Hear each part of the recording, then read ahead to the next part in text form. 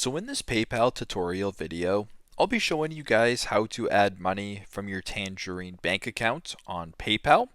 So once PayPal is opened up, go to the top and press on PayPal balance, then press on add money.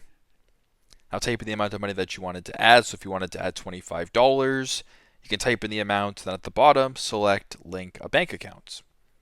Once you're here under popular banks, if you're in Canada, you can just scroll down and locate Tangerine this way. If you don't see it, go to the top, simply type in Tangerine, and then select the bank account icon.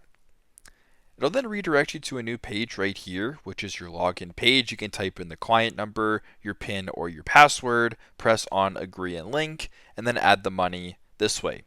So that is how to add money from your Tangerine bank account on PayPal. Thanks again for watching, and I hope this video helps.